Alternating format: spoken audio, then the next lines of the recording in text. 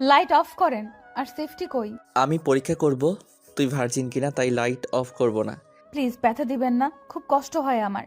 এর আগে কতজনের কাছে গিয়েছিস, কোনো সুখ পাচ্ছি না কেন? মজা পাচ্ছি না। বিশ্বাস করেন আমি খারাপ মেয়ে না, আমি সতী নারী। প্লিজ আমাকে বিশ্বাস করেন আপনি।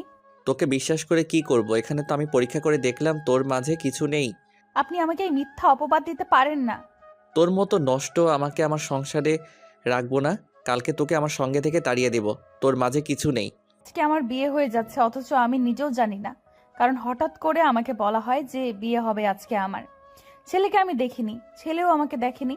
আমি বিষয়টা বুঝলাম না, এইভাবে কি কারো বিয়ে হয়ে যায়? আমি অবাকের উপর অবাক হয়ে যাচ্ছি। কেন এরকম হচ্ছে আমার সাথে? আমার ছোটবেলা থেকে কোনো স্বাধীনতা নেই।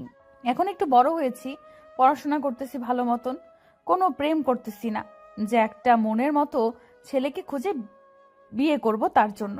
কিন্তু হঠাৎ করে যদি পরিবার বলে যে আজকে তোমার বিয়ে, তাহলে তোমার কেমন লাগবে? অনুভূতিটা কেমন হবে তোমার? আমি মেনে নিতে পারতেছি না এইরকম একটা পরিস্থিতি, কারণ আমি মোটেও বিয়ের জন্য প্রস্তুত না। আমি এখন পড়াশোনায় মনোযোগ দিয়েছি, আর আমার সামনে এইচএসসি পরীক্ষা। এখন যদি আমার বিয়ে দিয়ে দেওয়া হয় তাহলে? আর আমি লোকটাকে জানি না, চিনি না, হঠাৎ করে তার সাথে চলে যাব কেমন করে? কেমন না বিষয়টা? আমি আমার বাবা মাকে এত করে বোঝালাম, কিন্তু তারা আমার কোনো কথা শুনলো না। শেষ পর্যন্ত আমার বিয়ে দিয়ে আমাকে বিদায় দিয়ে দিল তাদের বাসা থেকে। মনে হচ্ছে আমি তাদের বাসায় একটা বোঝা ছিলাম। আজকে আমাকে বিয়ে দিয়ে অন্য একটা বাড়িতে পাঠিয়ে দিয়ে তারা বোঝা মুক্ত হয়ে গেল। আমার এরকম মনে হচ্ছে, কারণ আমি ছোটবেলা থেকে স্বাধীনতা বলতে কি জিনিস সেটা পাইনি। সব সময় পরাধীন অবস্থায় ছিলাম, সব সময় তাদের শাসনের মধ্যে ছিলাম। আমি এখন পর্যন্ত আমার স্বামীর মুখ কেমন সেটা দেখলাম না। যার সাথে আমার বিয়ে হয়ে গেল তাকে আমি এখন পর্যন্ত দেখলাম না। সে কি লুলা নাকি হ্যাংলা পাতলা নাকি কেমন তাও আমি জানি না।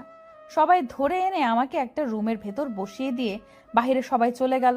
আমি একটা কাঠের পুতুলের মতন বিছানার মাঝখানে বসে রইলাম চুপচাপ। কাউকে চিনি না, কার সাথে কি কথা বলবো। আর আমার বাসা থেকে কেউ আসেনি, অনেক দূর, তার জন্য সবাই কালকে আসবে নাকি আমাকে এটা বলে সান্ত্বনা দিয়ে বিদায় দিয়ে দিল।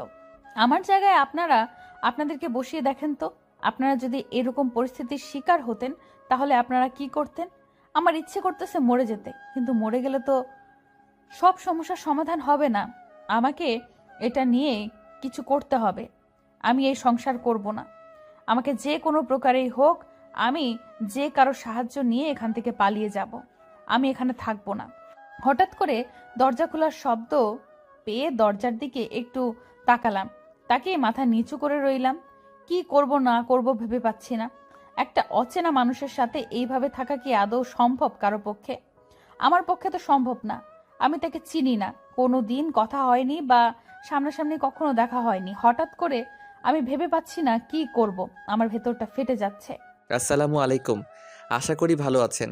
আপনি হয়তো আমার উপর বিরক্ত, কারণ আপনি আমাকে চেনেন না, আমি আপনাকে চিনি না। আর আমাদের আজ হঠাৎ বিয়ে হয়ে গেল। আসলে আমিও বিয়ের জন্য মোটেও প্রস্তুত ছিলাম না। পরিবার হঠাৎ করে বলল, আর আমি পরিবারের কথা একদম না করতে পারি না। তারা যেটা ডিসিশন নেয় আমার জন্য ভালো কিছু করে, তার জন্য আমি তাদের বিরোধিতা কখনো করি না। আর আমি জানি না আপনার মনের ভিতর কি চলতেছে। যদি আপনি অনুমতি দেন তাহলে আমি আপনাকে স্পর্শ করে দেখতে পারি একটু। আমি এটা শোনার জন্য মোটেও প্রস্তুত ছিলাম না। হঠাৎ করে লোকটা এসে সালাম দিল আর কি বকবক করে বলে গেল আমি বুঝলাম না। আসলে ব্যাপারটা কি? আমার মাথার উপর দিয়ে যাচ্ছে। আমি কি আসলে ঠিক আছি? আমি বুঝতেছি না আমি কি করব এখন। ওনার কথাগুলো আমার মাথার উপর দিয়ে যাচ্ছে সবগুলো। কি কি বলেছে? আসলে লোকটা কি ভালো নাকি ভালো হওয়ার নাটক করতেছে? আমি বুঝতেছি না কি করব না করব। আপনি এরকম ন্যাকামি করতেছেন কিসের জন্য? আমি এই বিয়েটা করতে চাইনি, আমার পরিবারের চাপে আমি এটা করতে বাধ্য হয়েছি। তাই প্লিজ আপনি আপনার মতো থাকেন, আমি আমার মতো থাকি। আরে, এভাবে রাগ দেখাচ্ছেন কিসের জন্য বুঝতে পারতেছি না তো। আমি আপনাকে বিয়ে করে এনেছি, আপনাকে তো দেখার আমার একটু ইচ্ছা হচ্ছে, তাই না? আর আপনি যদি না চান তাহলে আপনার মতোই হবে। আপনি তাহলে এখন যা ইচ্ছা তাই করেন। আর আমাকে একটু সাইড দেন, আমি শুয়ে পড়বো। আমার ঘুম পাচ্ছে অনেক। এইভাবে ন্যাকামি করতে হবে না। আপনি হয় ফ্লোরে শুয়ে পড়েন, না হলে সোফায় গিয়ে ঘুমিয়ে পড়েন। আমি বিছানায় একা থাকবো। আমার আশেপাশে কেউ থাকলে আমি ঘুমাতে পারি না। তার জন্য আমি এখানে একাই থাকবো। এটা কি করে হতে পারে? এটা তো সম্ভব না। আমি তো বিছানা ছাড়া কোথাও ঘুমাতে পারি না। না হলে আমার ঘুম হবে না, আর আমার ঘুম না হলে আমার মাথা কাজ করে না। তাই প্লিজ আপনি মাঝখানে একটা কোলবালিশ দিয়ে আপনি অন্য সাইডে শুয়ে পড়েন। আমাকে বিশ্বাস করতে পারেন, আমি ভুল করেও আপনাকে স্পর্শ করব না। হয়েছে, থাক, এখন আর কথা বলতে হবে না। আপনি মাঝখানে কোলবালিশ দিয়ে শুয়ে পড়েন, আমি ফ্রেশ হয়ে তারপর ঘুমাবো। আর আপনি ভুল করেও আমার দিকে তাকানোর চেষ্টা করবেন না, বলে দিলাম কিন্তু। আপনি এত ঝগড়াটে কেন? আমি তো ভাবছিলাম যে আপনি শান্তশিষ্ট হবেন। আর আমি যখন আপনাকে প্রথম দেখেছিলাম বিয়ার আসরে, তখন মনে হয়েছিল আপনি একটা ভদ্রমেয়ে, কিউট আর একদম শান্তশিষ্ট হয়ে থাকবেন। কিন্তু এখন দেখতেছি পুরা উল্টা। আমি যেমন খুশি তেমন হয়ে থাকবো, তাতে আপনার কি? আপনাকে কিছু বলতে বলেছি? এখানে চুপচাপ মেরে বসে থাকেন, কথা বলবেন না, তাহলে কিন্তু ঘুষি মেরে নাক ফাটিয়ে দেব। হয়েছে, থাক। আমার নাক ফাটাতে হবে না, আমি আমার মতো থাকি। আপনি গিয়ে ফ্রেশ হয়ে শুয়ে পড়েন, নাকি নাচানাচি করেন। আপনার বিয়ে হয়েছে যেহেতু আপনার ইচ্ছা, আর আমি এখন ঘুমাচ্ছি। আমাকে আর কোনো ডিস্টার্ব করবেন না। এটা বলে লোকটা ঘুমিয়ে পড়লো আর আমি আমার মতো বাথরুমে চলে আসলাম। কারণ অ্যাটাচ বাথরুম, তাই দেখতে একটু অসুবিধা হলো না। বাথরুমে এসে দেখি বাথরুমটা অনেক সুন্দর পরিপাটি করে সাজানো। সচরাচর আমাদের বাথরুম এত পরিপাটি গোছানো থাকে না। আমি আমার ফ্রেন্ড সার্কেলের বাথরুমে গেলে সেটাও দেখি একই অবস্থা, কিন্তু এটা দেখে মনে হচ্ছে না কোনো পুরুষ মানুষ থাকে, মনে হচ্ছে এখানে কোনো মহিলা মানুষ থাকে যে সুন্দর করে সবকিছু গুছিয়ে রেখেছে। তারপর আমি তাড়াতাড়ি গিয়ে ফ্রেশ হয়ে বাইরে চলে আসলাম। এসে দেখি লোকটা ঘুমিয়ে পড়েছে। লোকটাকে এতক্ষণ আমি দেখিনি, এখন লোকটার দিকে তাকিয়ে দেখি লোকটা তো বেশ সুদর্শন, মাশাআল্লাহ। আমি তো ভেবেছিলাম কেমন জানি হবে, কিন্তু দেখতে তো অনেক স্মার্ট এবং অনেক হ্যান্ডসাম আছে। কিন্তু উনি আমার মতো জগা খাদ্য একটা মেয়েকে বিয়ে কেন করতে গেলেন? সেটা যাই হোক, আমি তো দেখতে তো আর কম সুন্দরী না, আমিও আছি মোটামুটি, একদম খারাপ না। এখন ওসব কথা না বলে অনেক ক্লান্ত লাগতেছে আমার, আমি এখন ঘুমাবো। Tata, bye bye. আর আপনারাও ঘুমিয়ে পড়েন। এখন দেখা যাক আমার কপালে কি আছে। সংসার জীবনে আসলে কি আমি সংসার করতে পারবো কিনা, কারণ আমার পড়াশোনা করাই মেইন উদ্দেশ্য। নিজের পায়ে দাঁড়াতে হবে, এটা আমার লক্ষ্য। আম্মু, কোথায় তুমি? আর আমার একটু ভার্সিটিতে যেতে হবে, কাজ আছে। আমি যাব আর আসব, আমাকে খোঁজাখুঁজি করিও না আবার। কি বলছিস এসব কথা? গতকালকে তোর বড় ভাইয়ের বিয়ে হয়ে গেল, আজকে একটু এখানে থাকবি, তা না করে ভার্সিটিতে চলে যাচ্ছিস। যদি তোর ভাইয়া জানতে পারে এটা, তাহলে কি হবে ভেবে দেখেছিস? তেমন কিছু হবে না আম্মু, আমি যাব আর আসব। তুমি আমার উপর বিশ্বাস রাখো। ভাইয়া ঘুম থেকে ওঠার আগে আমি চলে আসব। আমার একটা ফ্রেন্ডের দরকার আমাকে, তাই যেতে হবে, ইম্পর্টেন্ট।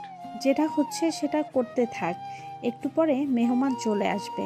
আমি তোকে কোনো অনুমতি দিতে পারবো না। যদি তোর বড় ভাই শুনতে পায় যে আমি তোকে অনুমতি দিয়েছি, তোকে কথা শোনাবে, আমাকেও কথা শোনাতে দ্বিধাবোধ করবে না। আচ্ছা, অনেক হয়েছে, এখন আমি যাচ্ছি। আর তোমার সাথে এতক্ষণ কথা না বললে আমি হয়তোবা ভার্সিটিতে পৌঁছে যাইতাম আর চলে আসতাম। আমি যাচ্ছি, চলে আসব। মেহমানদের কাজ নাই তো, সকালে উঠে দাঁত ব্রাশ করতে করতে মনে হয় আমাদের বাসায় চলে আসবে। আমি ভালো করেই জানি তোর সাথে কথায় পারবো না, তাই তোর সাথে কথা বলছি না। কিন্তু যেখানে যাচ্ছিস তাড়াতাড়ি ফিরে আসিস, বলে দিলাম। তারপর আম্মুর সাথে কোনো কথা না বলে আমি তাড়াতাড়ি বেরিয়ে পড়লাম, কারণ তাড়াতাড়ি চলে আসতে হবে আমার। কাণ্ডজ্ঞান বলতে কিছু আছে, বাসার মেহমান আসবে, তাদেরকে একটু অতিথি আপ্যায়ন করতে হবে আমাদের, সেটার দায়িত্ব। আর বাড়ির বড় ভাই বিয়ে করছে, ছোট ভাই হিসেবে একটা দায়িত্ব আমার আছে, সেটা আমাকে পালন করতেই হবে। আর এদিকে আমার বন্ধুকে নাকি কারা যেন ধরে রেখেছে, আমি না গেলে নাকি ছাড়বে না, কিসের একটা হিসাব নিকাশ বাকি আছে নাকি। আর আমি একটু যাই, দেখি সবাইকে তো খবর দিয়ে ফেলেছি, সবাই রাস্তায় বেরিয়েছে, আমি একটু লেট করতেছি, দেখি কিছু উত্তম মধ্যম দিয়ে আসি। এসব করতে ভালো লাগে না সবসময়। একটা এরকম বাড়ি বিয়ে অনুষ্ঠান ছেড়ে আমি মারামারি করতে যাচ্ছি, এটা ঠিক হচ্ছে না। এটা কি ঠিক হচ্ছে? একদম ঠিক হচ্ছে না। যাই হোক, কিছু করার নাই, পরিস্থিতির যেটা বলে সেটাই করতে হয়। এখন যাচ্ছি, তাড়াতাড়ি চলে আসব। আর দেখি বন্ধুকে গিয়ে তাড়াতাড়ি ছুটায় নিয়ে চলে আসতেছি। বিয়ের বাড়িতে অনুষ্ঠানে অনেক মজা করতে হবে। একই কাণ্ড, সকালে ঘুম থেকে উঠে দেখি আমি তার বুকের উপর মাথা রেখে শুয়ে আছি। এটা কেমনে কি? আমি তো মাঝখানে একটা কোল বালিশ দিয়ে রেখেছিলাম, তাহলে আমি কেমন করে ক্রস করে তার বুকের উপর চলে গেলাম? এটা আমার একটা বদ অভ্যাস। আমি ঘুমাইলে কোথা থেকে কোথায় চলে যাই নিজেও জানি না। কতবার যে বিছানার উপর থেকে নিচে পড়ে গিয়েছি নিজেও জানি না, অনেকবার। আর আজকে এরকম একটা লজ্জাময় অবস্থায় পড়তে হবে আমি ভেবে পাচ্ছি না। এত ভাবাভাবির কাজ নাই, এখন আমাকে তাড়াতাড়ি উঠতে হবে। যদি লোকটা জেগে যায় তাহলে আমার মান সম্মান বলতে কিচ্ছু থাকবে না। এতে বড় বড় কথা বলেছি, এমনিতেই তার উপর আজকে আমি নিজেই তার বুকের উপর শুয়ে আছি। এটা দেখে কি ভাববে লোকটা? তাড়াতাড়ি উঠে ফ্রেশ হতে চলে গেলাম এবং গোসল শেষ করলাম। নতুন বিবাহ হয়েছে তাই গোসল করার নিয়ম আছে, তো সেটা ম্যানেজ করতে হবে না, তাই গোসলটা করে নিলাম। গোসল করে বেরিয়ে এসে দেখি লোকটা বিছানা ছেড়ে উঠে দাঁড়িয়ে জিম করতেছে, মানে এমনি হ্যাংলা পাতলা শরীর চর্চা করছে। আমি লোকটাকে দেখে অবাক হয়ে গেলাম। মুখটা দেখতে এত সুন্দর, আগে তো দেখিনি, আগে তো কখনো কল্পনাও করতে পারিনি যে এত সুন্দর একটা লোক আমার স্বামী হবে। আমি তো ক্রাশ খেয়ে যাচ্ছি। যেটাই হোক না কেন পাত্তা দেওয়া যাবে না, সেটাই হচ্ছে বড় কথা। পাত্তা দিলে আবার মাথায় চড়ে উঠবে। আমাকে পড়াশোনার উপর মনোযোগ স্থির রাখতে হবে, না হলে নিজের পায়ে দাঁড়াতে পারবো না। সবার বোঝা হয়ে থাকতে হবে। এমনিতেই পরিবার আমাকে বোঝা মনে করে বিয়ে দিয়ে এই বাড়িতে পাঠিয়ে দিল।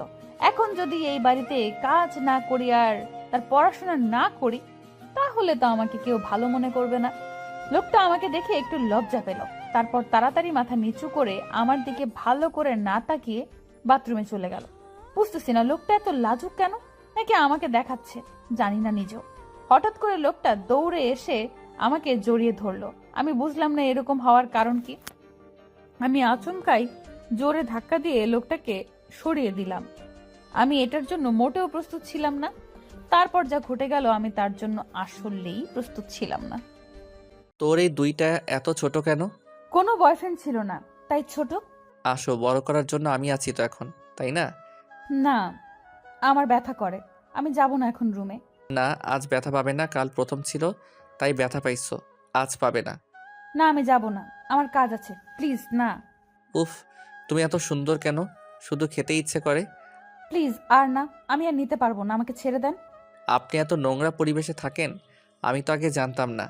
টয়লেটে এটা কি রেখে এসেছিলেন? ভালোভাবে দেখুন তো, এগুলো কি ওইখানে রাখার জিনিস? আরে আমার একটা পার্সোনাল জিনিস সেখানে রেখে এসেছি ভুল করে। আমি তো বুঝতেই পারিনি যে সেটা সেখানে পড়ে গিয়েছে।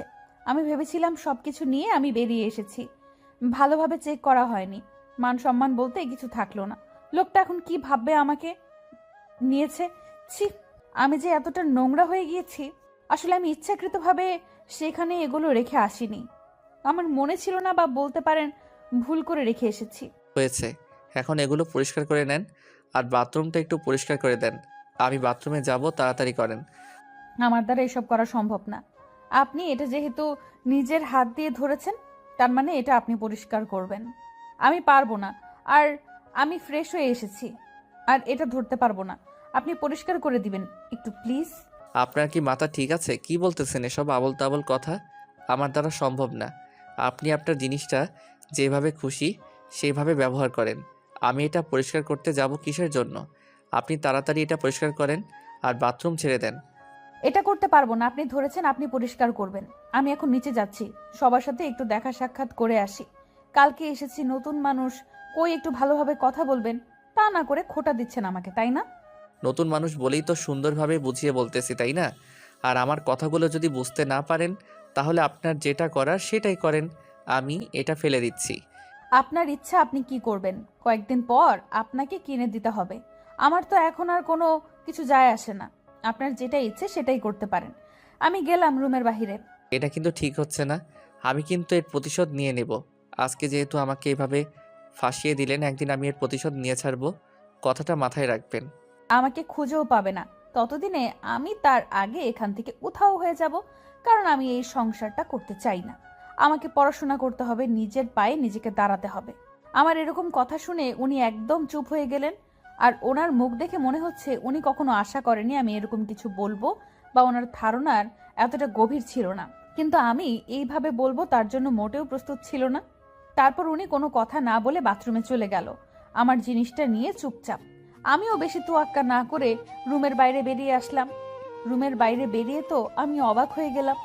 এটা কি বাড়ি নাকি রাজবাড়ি আমি বুঝতে পারতেছি না। এত সুন্দর করে সাজানো এত পরিপাটি একটা বাড়ি হতে পারে? আমার তো মাথা ঘুরতেছে। এই বাড়িতে আমার বিয়ে হয়েছে, এটা কি আমি সত্যিই দেখতেছি নাকি কল্পনা? আমি নিজেকে বিশ্বাস করতে পারছি না, তাই নিজের হাতে নিজেই চিমটি কাটলাম। আমি চারদিকে শুধু ঘুরে ঘুরে তাকাচ্ছি, ব্যাপারটা বুঝলাম না। এত বড় বাড়ি আমি আমার জন্মে এত বড় বাড়ি আজকে দেখলাম। এত সুন্দর করে সাজানো, এত পরিপাটি, এত ডিসিপ্লিন সম্পূর্ণ একটা বাড়ি আমি এর আগে কখনো দেখি নাই। আজকে প্রথম দেখেছি, আর বাড়িটা দেখে আমি মুগ্ধ হয়ে গেলাম। এখন আমি কোন দিকে যাব সেটা ভেবে পাচ্ছি না। নিচে দেখতেছি কয়েকটা মানুষ বসে গল্প করতেছে, তারা কেউ আমাকে এখনো দেখেনি। এক সাইড থেকে একটা মহিলা মানুষ আমার দিকে এগিয়ে আসছে, বুঝতে পারতেছি না তার সাথে কথা বলা কি ঠিক হবে। আমি তো তাকে চিনি না, এখন কি হবে? একটু বাড়িটা দেখিয়ে নেব তার কাছ থেকে, সেটা বুঝতে পারতেছি না। আসসালামু আলাইকুম আন্টি, আমাকে একটু সাহায্য করতে পারবেন? এই বাসার রান্নাঘরটা কোথায় আমাকে একটু দেখিয়ে দিবেন? তুমি রান্নাঘরে গিয়ে কি করবে? রান্নাঘরে কি তোমার কোনো প্রয়োজনীয় কাজ আছে? আমি এবারের নতুন বউ, আর এখন যদি আমি রান্নাঘরে না যাই তাই কেমন হয় না বিষয়টা? আমাকে তো কিছু রান্না করতে হবে, তাই না? এটা তো একটা নিয়ম। তোমাকে এই নিয়ম কে শিখিয়েছে? আর আমি তোমার শাশুড়ি মা, হয়তোবা তুমি দেখো নাই, তার জন্য চিনতে পারছো না। আমি কি করব না করব বুঝতে পারতেছি না, কারণ হঠাৎ করে উনি এসে এভাবে পরিচয় দিবে, আমি তার জন্য মোটেও প্রস্তুত ছিলাম না। আসলে এইভাবে ওনার সাথে কথা বলতেছি, কিন্তু আমি জানি না উনি আমার শাশুড়ি মা। কারণ গতকাল রাতে আমি এত পরিমাণ কান্না করতেছিলাম যে আমার কি হবে সম্পর্কে সেটা দেখার টাইম আমার কাছে ছিল না। কারণ আমি এটার জন্য মোটেও প্রস্তুত ছিলাম না, আর প্রচুর টেনশনে ছিলাম। আমি কোনো কথা না বলে চুপচাপ ওনার পা ধরে সালাম করলাম, কিন্তু উনি আমার দুই বাহু ধরে আমাকে উঠিয়ে বলতে লাগলো, আরে মা, কি করছো? তুমি তো আমার মেয়ের মতো, তাই না? তোমাকে আমার খুব পছন্দ হয়েছে, তাই তোমাকে আমার মেয়ে বানিয়ে নিয়ে এসেছি এই বাড়ির জন্য। আর আমি তোমাকে সবসময় সাপোর্ট করে যাব। কখনো যদি তোমার কোনো সমস্যা হয়, সরাসরি আমাকে বলবে। আর আমার ছেলে যদি তোমাকে কিছু বলে, সরাসরি আমার কাছে বিচার দেবে। তারপর দেখবো আমি তার কি অবস্থা করি। আচ্ছা আন্টি, তাহলে সেটাই হবে। আর আমি একটু রান্নাঘরে যেতে চাচ্ছি, একটু রান্না করি। আপনাদেরকে তো নাস্তা করতে হবে, তাই না? থাপ্পড় খেতে চাও নাকি আমার হাতে? বুঝতেছি না। তুমি আমাকে আন্টি বলে সম্বোধন করছো কেন? আবার আমার জন্য রান্না করতে যাচ্ছ, ব্যাপার কি? রান্নার মানুষ অভাব আছে নাকি বাসায়? আমি যদি কোনো ভুল করে থাকি প্লিজ আমাকে মাফ করে দিবেন। আর আমি রান্নাঘরে যেতে চাচ্ছি শুধু। আর আপনি এতটা রাগ দেখাচ্ছেন। তোমাকে কোথাও যেতে হবে না, তুমি আমার সাথে আসো। আমি তোমাকে বাড়িটা ভালোভাবে দেখিয়ে দিই, তাহলে তোমার কোথাও যেতে অসুবিধা হবে না। কারণ এত বড় বাড়ি, তুমি কোথায় যাবে না যাবে বুঝতে পারবে না। আমি তোমাকে দেখিয়ে দিই। আমার এখন যেতেই হবে, আমাকে তো রান্না করতে হবে, তাই না? এটা আমার আম্মু আমাকে বলেছিল যে রান্না করে খাওয়াতে হবে, শ্বশুরবাড়িতে গেলে বা তাদের জন্য রান্না করতে হবে। ছোট থেকে আমাকে বলেছিল, আমি কোনো কাজ করতে পারি না তো, তার জন্য এটা বলে বলে আমাকে কাজ শিখিয়েছিল আম্মু। তুমি এই বাড়ির অতিথি, এখন বলা চলে অতিথি না, একটা মানুষ, এই বাড়ির একজন সদস্য। আর তোমাকে এখন কোনো কাজ করতে হবে না। তোমাকে আমি যেটা বলতেছি সেটাই করো। আর শাশুড়ি মায়ের কথা শুনতে হয়, সেটা তোমার আম্মু তোমায় শেখায়নি? হ্যাঁ, শিখিয়েছিল তো। আম্মু বলেছে তোমার শাশুড়ি আম্মু তোমাকে যেটা বলবে সেটাই করবে, তার একটু বেশি বা কম করবে না। কিন্তু আমাকে যে রান্নার কথাটা বলেছে, আমার তো সেটা করতে হবে, তাই না? পাগলি মেয়ে কোথাকার, চলো আমার সাথে, আমি তোমার শাশুড়ি মা। আর আমি তোমাকেও বলতেছি, তোমাকে রান্না করতে হবে না, তুমি আমার সাথে আসো। আর তোমার নাকি ইচ্ছে আছে পড়াশোনা করার, তোমাকে কালকে বা পরশুদিন গিয়ে কলেজে ভর্তি করিয়ে দেওয়া হবে। তারপর আমি আর সেখানে কোনো কথা বললাম না, চুপচাপ ওনার সাথে সাথে যেতে লাগলাম। কারণ এখন যদি বেশি কথা বলি তাহলে হয়তো উনি আমার উপর বিরক্ত বোধ করবেন, আমাকে বাঁচালো মনে করবে। তাই কম কথা বলাই ভালো হবে। তারপর উনি আমাকে সবকিছু দেখিয়ে দিতে লাগলেন বা বুঝিয়ে দিতে লাগলেন, কোথায় কি রাখা আছে, কোথায় কোথায় গেলে আমি সবকিছু পাবো, আর কোথায় কোন জিনিসটা রাখা আছে, সবকিছু নিয়ে আমাকে দেখিয়ে দিলেন। আমি বাড়িটা দেখে পুরো মুগ্ধ হয়ে গেলাম। বাড়িটাতে সব কিছু আছে, প্রয়োজনীয় যা যা লাগে সব কিছু আছে। কে বাড়িটা ঘুরিয়ে ঘুরিয়ে দেখিয়ে দেওয়া হলো। উনি আমাকে ছাদে নিয়ে আসলেন। দেখে তো আমি অবাক, পুরো ফুলময় হয়ে আছে ছাদটা, এত ফুলের টব ছাদের উপরে। আমি তো হেব্বি খুশি হয়ে গেলাম, এত সুন্দর একটা পরিবেশ এখানে, বিকেলে কি সুন্দর লাগবে ছাদটা দেখতে। আমি শুধু সেটা কল্পনা করতে লাগলাম। তারপর উনি সব কিছু আমাকে দেখিয়ে দিয়ে নিচে নিয়ে আসলেন। তারপর আমাকে আমার রুমে যেতে বলা হলো। আমি সেই হিসেবেই আমার রুমে চলে আসলাম, আর এসে দেখি লোকটা এখনো বিছানার উপর শুয়ে আছে। আমাকে দেখে কেমন জানি করতে লাগলো। তারপর আমি গিয়ে এক সাইডে বসে পড়লাম। আমার এখন কি বলা উচিত না বলা উচিত আমি ভেবে পাচ্ছি না। চুপচাপ সেখানে বসেই রইলাম। লোকটা হঠাৎ করে বলে উঠলো, আপনার নাকি পড়াশোনা করার খুব ইচ্ছা। আজকে আমি আমার ফ্রেন্ডের সাথে কথা বলেছি, আর সবার সাথে কথা বলা শেষ করে আপনাকে জানিয়ে দেব কোন কলেজে আপনাকে অ্যাডমিশন করা ভালো হবে। আমার কলেজ লাইফ শেষ হয়েছে, এখন আমি ইউনিভার্সিটিতে পড়ব। আমি এতটাও ছোট বাচ্চা না যে আমাকে কলেজে ভর্তি করে দেবেন আপনি। আরে আপনি রেগে যাচ্ছেন কিসের জন্য বুঝতে পারতেছি না। কলেজ বলে সমস্যা কি? ইউনিভার্সিটি বলতে হবে এমন তো কোনো কথা নেই। কলেজ বলতেছি তার মানে এই না যে আমি আবার আপনাকে কলেজে ভর্তি করাই দেব। আপনার সাথে আমার ঝগড়া করার কোনো ইচ্ছা নাই। এখন আপনি আপনার যেটা খুশি করতে থাকেন। আমি ইউনিভার্সিটিতে যেতে চাই, এটাই হলো বড় কথা। আচ্ছা সেটাই হবে, কিন্তু আমি আপনার সম্পর্কে এখনও কোনো কিছু জানি না। আপনি কি করতে পছন্দ করেন, না করতে পছন্দ করেন, বা আপনার কোনো কালার পছন্দ হয় কি না, যদি আমাকে বলতেন তাহলে একটু আমার উপকার হতো। আপনাকে বলতে যাব কিসের জন্য? আমার যা পছন্দ আমার মাঝে থাক সীমাবদ্ধ, সেটা আপনাকে কেন বলতে যাব আমি? এই যে আমি আপনাকে ইউনিভার্সিটিতে ভর্তি করে দিচ্ছি, সেই খুশিতে আপনি আমাকে বলে দিবেন এসব, এটাই। আর আমি যেহেতু আপনার জন্য ইউনিভার্সিটির ব্যবস্থা করতেছি, আর আপনি আমার জন্য এটা করতে পারবেন না? আচ্ছা, যখন আপনি আমাকে ইউনিভার্সিটিতে ভর্তি করিয়ে দিবেন তখন আমি আপনাকে সব কিছু বলে দেব। এখন আমি এই রুমে একা থাকতে চাচ্ছি, আপনি একটু বাইরে যাবেন প্লিজ। তোমাকে তো একা ছাড়া যাবে না রুমের ভেতর, তাহলে তুমি কান্না করবে সেটা আমি ভালো করে জানি। আর কান্না করা যাবে না। আমরা একটু পর বের হব আর সুন্দর একটা পরিবেশ উপভোগ করে আসব বাইরে থেকে। তুমি রেডি থাকো। আপনি আমাকে তুমি করে সম্বোধন করতেছেন কিসের জন্য? আপনি করে সম্বোধন করবেন। আমি আপনাকে চিনি না আর আপনি আমাকে চেনেন না। আমাদের গতকাল বিয়ে হয়ে গিয়েছে, তার মানে আমাদের সব থেকে ঘনিষ্ঠ সম্পর্ক হয়ে গেছে আমাদের মাঝে। আর আমরা এখন স্বামী স্ত্রীর। আমি তোমাকে তুমি করে বলতেই পারি, তাই না? আপনি আমাকে আপনি করে সম্বোধন করবেন, তুমি করে কখনো সম্বোধন করবেন না, কারণ আপনিটা ভালো লাগে। আর আমি যেহেতু আপনাকে চিনি না, তাই আপনি আমাকে আপনি বলে সম্বোধন করবেন। আচ্ছা হয়েছে, এখন এটা নিয়ে আমি ঝগড়া করতে চাচ্ছি না। আপনার যা ইচ্ছা তাই করব। এখন আপনি চুপচাপ এখানে শুয়ে থাকেন আর আমাকে আমার মতো থাকতে দেন। এত কথা বলতে ভালো লাগতেছে না আপনার সাথে। ধীরে ধীরে করা লাগে তো, তাই না? হইছে, আর দিব না, যাও খুশি এবার। প্লিজ না, খুব মজা পাচ্ছি। আসো, তোমার ইচ্ছে মতো হবে। কান্না করলে আরো ব্যথা পাবে, তাই চুপ করে থাকো আর মজা নিতে থাকো। মজা তো পাই, কিন্তু এত ব্যথা দাও কেন শুনি? দূর না শোনা, আমি পারবো না, থাকো, আমি গেলাম, তোমাকে লাগবে না আর।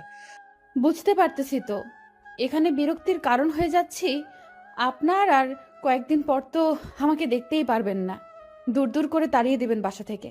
আমি আপনার সমস্যাটা বুঝতে পারতেছি না। আপনার সমস্যাটা কোথায় বুঝতে পারতেছি না। আপনি আমার সাথে ঝগড়া করতেছেন এবং আপনি আমাকে উল্টো অপবাদ দিচ্ছেন। আপনার এত বড় সাহস, আপনি আমাকে এইভাবে দোষারোপ করতেছেন? আমি নির্দোষ একটা মেয়ে, আমার সাথে এইভাবে কথা বলার সাহস হয় কি করে আপনার? আমি এক্ষুনি গিয়ে আমার আম্মুকে বিচার দেব। কি মহা মুশকিল, বুঝতে পারতেছি না তো আপনি কেন এরকম করতেছেন। আপনি যেটা বললেন আমি তো সেটাই মেনে নিচ্ছি, তারপরও কেন আপনি এরকম করতেছেন বুঝতে পারতেছি না তো। আপনার কি মাথায় সমস্যা আছে? আপনার সাহস কত বড়? আপনি আমার মাথায় সমস্যা আছে বলতেছেন? আপনার কলিজা কত বড়? আপনি আমাকে মিথ্যা অপবাদ দিচ্ছেন একটা সুস্থ সবল মানুষকে। কি মহা মুশকিল রে বাবা, এটা কে? এটা আমার মাথা পুরো শেষ করে দিল। আর আপনি প্লিজ দয়া করে একটু চুপ করে থাকেন, না হলে কিন্তু এবার আমি সত্যি সত্যি পাগল হয়ে যাব আপনার কথায়। কি বলতেছেন এসব? আমি এতটাই বিরক্তির কারণ হয়ে দাঁড়িয়েছি, এখন আমার কথা শুনলে আপনি পাগল হয়ে যাবেন? আচ্ছা, আগে বলবেন তো, তাহলে আমি রুমের ভেতরে থাকবো না, আমি বাইরে যাচ্ছি, আপনি থাকেন আপনার রুমে। আসলে আমি বুঝতে পারতেছি না এটা কি আমার কথা বলার ভুল, নাকি আমি যেটা বোঝাতে চাচ্ছি এই বোঝানোটা ভুল। আমি বুঝতে পারতেছি না। আপনি প্লিজ দয়া করে শান্ত হয়ে বসে থাকেন, আর আমি আমার রুম থেকে বেরিয়ে যাচ্ছি। হয়েছে, এখন আর চুপচাপ করে আপনি এখান থেকে বেরিয়ে যান। আমি এখানে ঘুমাবো, এটা হচ্ছে বড় কথা। আমার ঘুম পাচ্ছে প্রচুর, রাতে ঘুমাতে পারিনি আপনার মতো খারাপ লোকের জন্য। আমি আবার কি করলাম? এখন আপনি শান্ত হয়ে এখানে বসে থাকেন, আমি চলে যাচ্ছি। এত ঝগড়া করতে পারবো না আমি, আমার ভালো লাগে না। আর আমি ঝগড়া করতে পারি না আপনাকে দেখে আমি শিহরিত, কারণ আপনি এত ঝগড়া করতে পারেন আমি কল্পনাও করতে পারিনি। আপনাকে দেখে মনে হয় না এরকম হতে পারেন, কিন্তু আপনার ভিতরে যে এতটা জঘন্য পরিবেশ আমি জানতাম না। এই আপনার সমস্যা কি বুঝতে পারতেছি না তো। আপনি আমার পরিবেশ নিয়ে কথা তুলছেন। আমি থাকবো না এবার। আজকে আমি আম্মুর সাথে চলে যাব। আপনি থাকবেন আপনার বাসায়। আমাকে কখনো নিয়ে আসার চেষ্টা করবেন না, কখনো স্বামী স্ত্রীর অধিকার দেখানোর চেষ্টা করবেন না বলে দিলাম। আপনি আমার পরিবেশ নিয়ে কথা বলেছেন। আচ্ছা বোন, আমার ভুল হয়ে গেছে, আমাকে মাফ করে দেন। আমি বাইরে চলে যাচ্ছি, আর কোনো কথা বলতে চাচ্ছি না এখানে। আপনি আপনার মতো থাকেন, আমাকে প্লিজ আর জ্বালাতন করবেন না।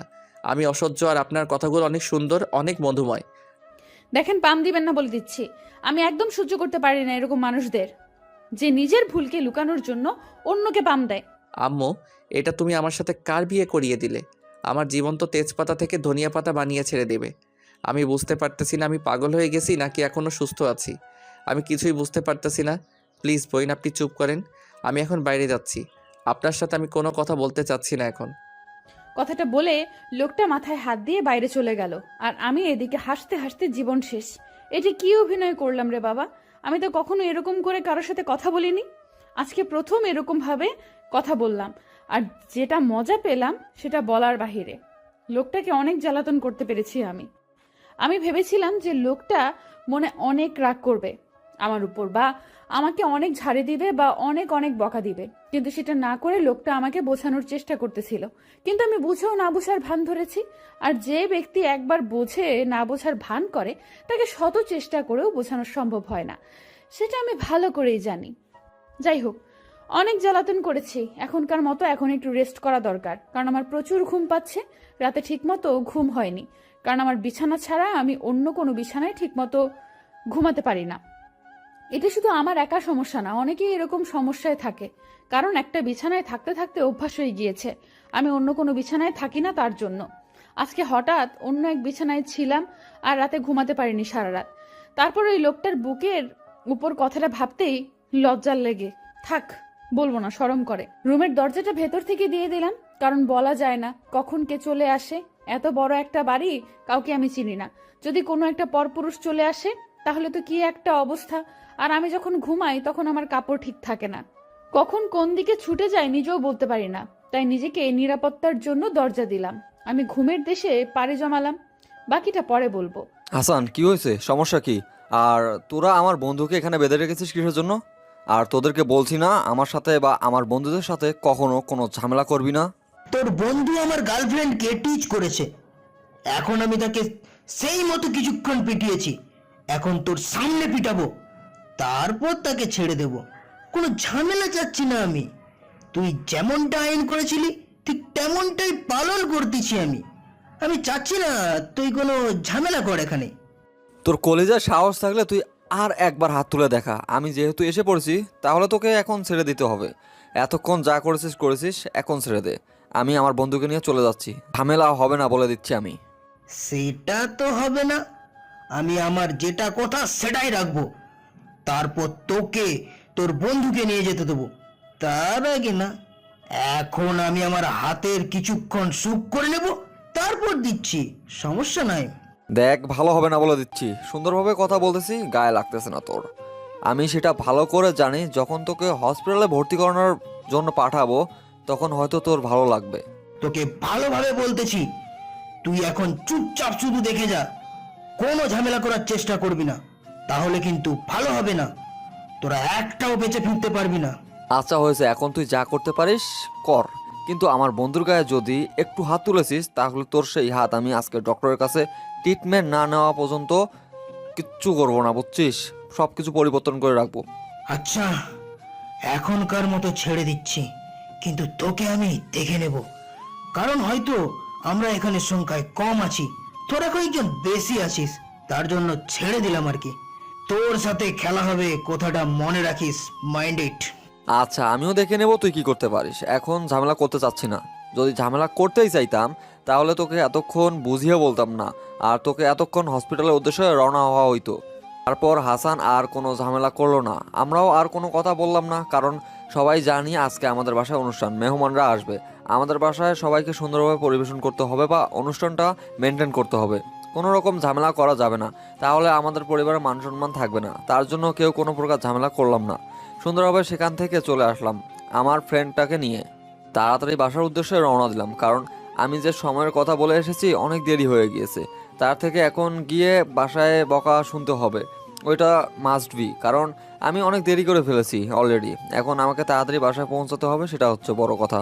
না হলে যে কি আছে আজকে আমার কপালে বুঝতে পারতেছি না। আম্মু তো বকা দিবে এটা তো কমন, কিন্তু ভাইয়া যে কি বলবে সেটা ভেবে পাচ্ছি না। ভাই তো রেগে আগুন হয়ে আছে হয়তো, তার থেকে আমি তাড়াতাড়ি গিয়ে দেখি কি করা যায়। তারপর আমি সহ আমার ফ্রেন্ড সার্কেল সবাই চলে আসলাম আমাদের বাসায়। এসে যে যার কাজে লেগে গেল। আমি বাসার ভিতরে যাওয়ার সাহস পাচ্ছি না। সবাই বাইরে যে কাজগুলো আছে সেগুলো সবাই মিলে করতে লাগলাম। বাসার ভিতরে গেলে কি জানি বকা শুনতে হয়। সবার সামনে মান ইজ্জত থাকবে না, তার জন্য লুকিয়ে লুকিয়ে দেখতেছি পরিবেশটা কেমন, গরম নাকি ঠান্ডা। তারপর ভিতরে যাওয়ার প্রস্তুতি নেব। আমার যখন ঘুম ভেঙে গেল তখন দেখলাম যে বাহিরে অনেক চিল্লাচিল্লি হচ্ছে। আমি বিষয়টা বুঝতে পারলাম না কেন এরকম হচ্ছে, কারণ কি। আমি তো পুরো বিষয়টা বুঝতেই পারতেছি না সমস্যাটা কি, কিন্তু মনে হচ্ছে বাহিরে একটু ঝামেলা হয়েছে। এখন দরজা খুলে বাইরে গিয়ে দেখি যে আসল সমস্যাটা কি।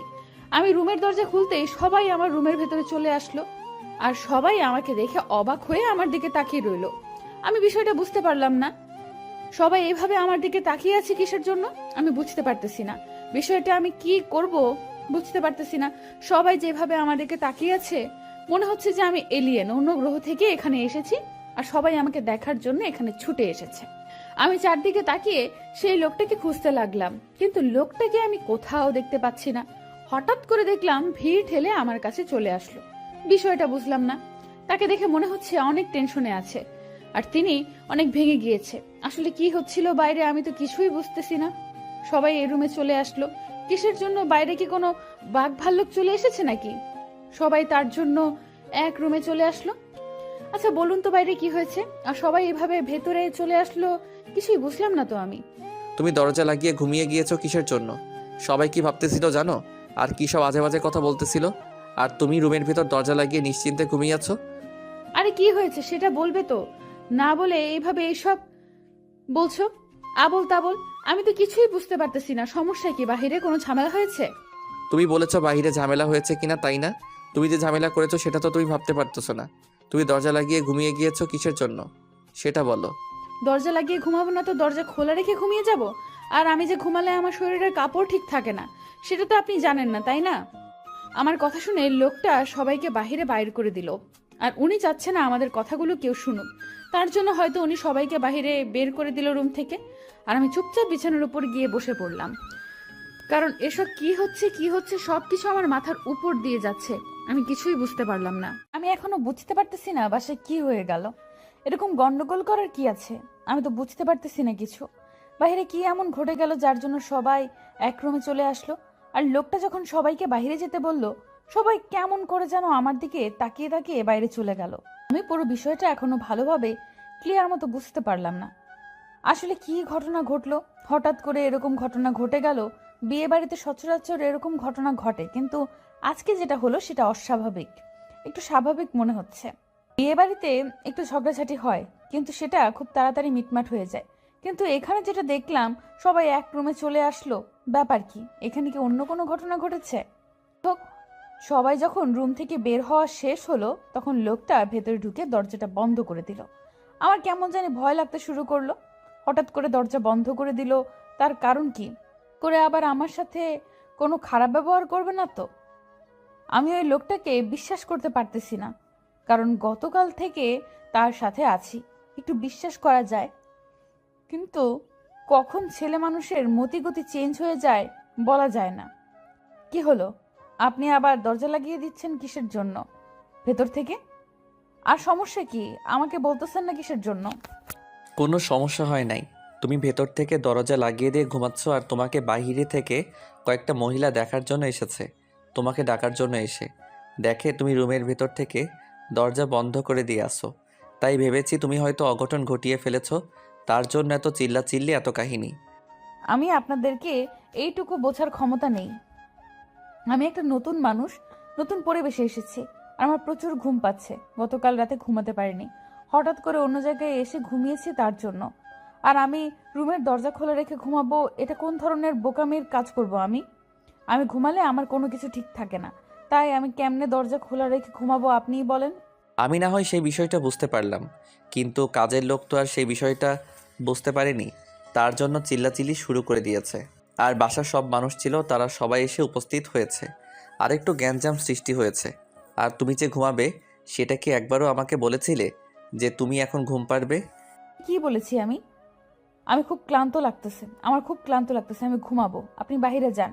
এখন আপনি বলতেছেন আমি আপনাকে বলিনি, এখন সব দোষ আমার, তাই না? এখন গ্যাঞ্জাম হয়েছে, সবাইকে একটু বুঝতে পারেনি যে আমি নতুন মানুষ এসেছি, আমার ঘুমানো উচিত।